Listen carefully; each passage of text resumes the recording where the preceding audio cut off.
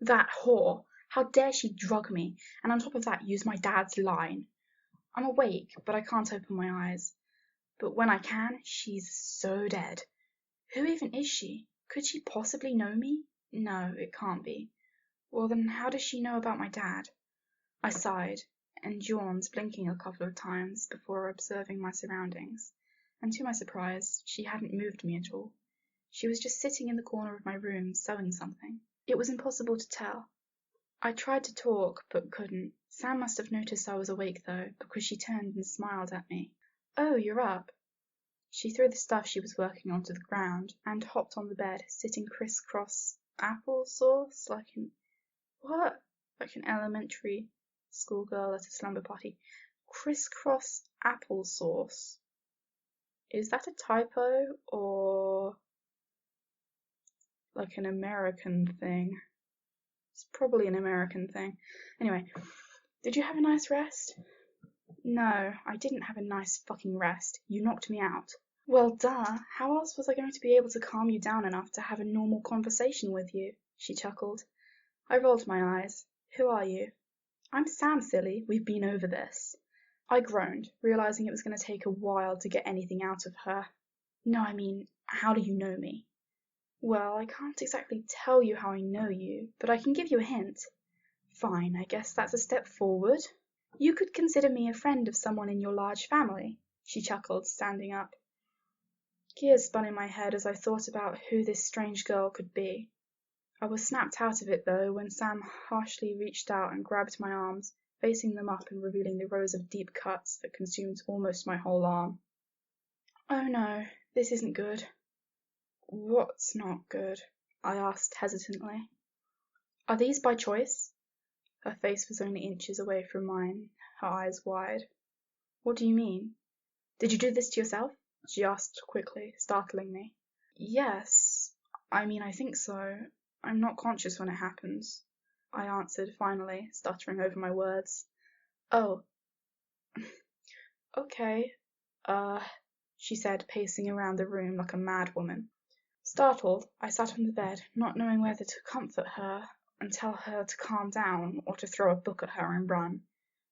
Are you all right? I asked finally. Oh yes, I'm fine. It's you who's in trouble, I sighed in response, already knowing this. Do you hear voices? She asked. Yeah, well, not voices, more like one voice. Does she threaten you? She used to, but I haven't heard her in a while. I sighed in relief, quickly realizing that Sam did not look relieved. This is worse than I thought. You don't hear her anymore because she's becoming you. My heart sank, beating quickly. What do you mean? I thought she was me. She's the result of tests that you were forced through. After being put in situations where you had to kill to protect yourself, your natural killing instincts were triggered. That's her. I sighed, holding back tears. So it really was me who killed my mother. And I know who I'm after next. Sky, are you okay? Sam asked, leaning over me. No, I'm not fucking okay. I spat at her, feeling the burning tears roll down my cheeks. I was angry. I killed my mother. Me. And like you said, I'm losing control of my humanity. I'm going to end up killing everyone I love. Hey, sweetie, don't cry, Sam smiled. I'm here to help you. I need to get out of here. I'll pack your things. You go say quick goodbyes. I'd nodded in agreement, racing down the stairs. Sarah looked at me, her happy expression quickly turning into a look of worry. Sky, are you all right? I hugged her, not saying anything.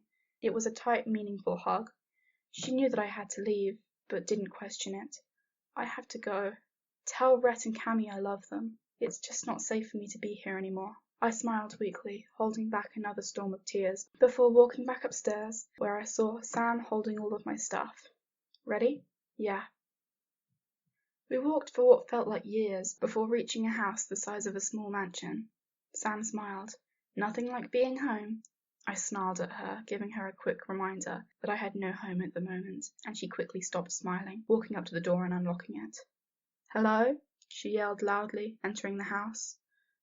Looks like my boys aren't home yet. She chuckled and moved up the stairs of the house quickly, walking into a dark purple room. You'll be staying here. We already put some of your things in here for you. I raised an eyebrow, and she just shrugged. I walked into the room, setting some of the stuff Sam stole from my aunt and uncle's house on the bed as I began to examine the room. It had a very dark, depressing tone to it. Nothing really stuck out at me until I saw 2 separate clipped-out newspaper articles framed on the wall. The first one was titled, "Ominous Unknown Killer Still at Large." It was about a little boy who had an encounter with the one and only Jeff the Killer. I chuckled at this, looking at the poorly drawn police sketches of what they believed my father looked like. The second article was labelled "Crazed Couple." It was about a mother who was put into a hospital just weeks after giving birth to a baby girl. After being put into the hospital, they quickly realized that the father of the baby was an extremely dangerous killer who fled after killing his lover's stepfather. After the mother found out, she fled the hospital with the baby and hasn't been seen since. My smile faded as tears once again filled my eyes. I turned around quickly so I wouldn't have to look at the article any longer when bam, I ran into someone falling on my butt. "Hey!" I yelled. "Oh, sorry, my bad." A hand reached down to help me. I took it hesitantly, standing up and being greeted not face to face, but face to mask. "What were you doing just standing behind me?" I asked, crossing my arms. Well, I don't really have a good answer for that question," he chuckled nervously. I rolled my eyes. "So who are you anyway?" "My name's Marsky." "Marsky?" I asked, looking at his white mask. "Don't ask," he sighed. I smiled slightly. "Fair enough. So, why am I here?" "Sorry, Sky, but it's not my possession to tell you. I'm just here to protect you." I groaned angrily. "Will no one in this fucking place tell me why I'm here?" "No one can tell you. You'll have to wait until our boss gets here." "Great, another big powerful being here to fuck me up," I said, sitting up against the wall. "Trust me, he's not that bad," Marsky replied, leaning against the wall and sitting next to me. "Sure, you say that now. Please trust me." "Why should I?" "Because I've watched you since you were very young, Sky." "Dude, that's creepy," I said, scooting away from him. "I'm just joking. I'm just a few years older than you. But my only point in life is to protect you." His voice quivered. I sat there, feeling my heart sink and a small smile creep onto my lips. "Sorry, that was more than I should have said," he said, quickly standing up and walking out of the door. I continued to sit in my spot against the wall. My heart was pounding. Something about Marsky just messed with my emotions. I was pissed off that he just stormed out of my room. But the way he said that... "My only point in life is to protect you," I said to myself. The way he said it sent shivers up my spine. He put so much emotion into his words. It sounded almost like he was going to cry. But what does that mean? I closed my eyes, leaning my head against the cool wall behind me. Why can't people just say what they're thinking? Why do they have to be so complicated and dramatic? "Sky?" I opened my eyes to see Marsky was standing in the doorway. "What do you want?" "We're having a meeting." "I'll be down in a second." I sighed, standing up and closing the door as he walked away. I looked into the mirror to see dark circles beginning to form under my eyes. Great. I walked down the stairs, seeing another dude sitting with Sam and Marsky. They all turned around to look at me as I walked into the room. I timidly took a seat next to Sam, and across from Marsky, who was sitting next to the stranger. So, Marsky said after me. "Oh, Sky, you don't know Hoodie yet," Sam said, pointing to the guy wearing the orangey-coloured hoodie. "Hints in the name." Due to the fact that his hood was up, I couldn't see his face. Just 2 red eyes. I waved at him awkwardly, and he waved back. "Okay, so Sky," Sam said, turning to look at me. "We are here to explain some things to you." Finally, I thought. "So, first off, do you have any questions?" "Yeah, who the hell are you people?" All 3 took a deep breath and looked at me. "We are proxies," Marsky finally said. "So that means—" "Yes, Mr. Slenderman arranged for us to look after you," Hoodie said. Relief washed over me.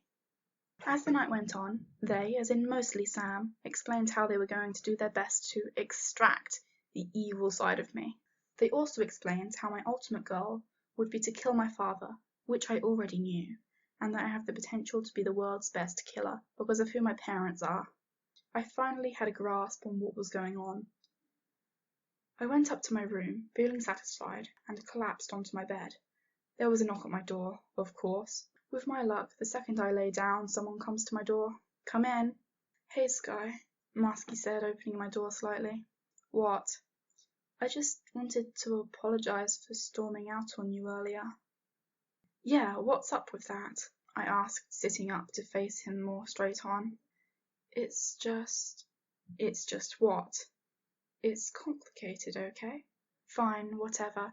Acts like a gossipy middle school girl for all I care," I sighed, rolling over to look away from him. "I'm sorry. I just care about you, okay?" I remained silent. "Okay, fine. Good night," he said, walking out and shutting my door. Why was I acting like this? I was being way dramatic, and I hated it. I rolled over in my bed, shutting my eyes and falling into a deep sleep.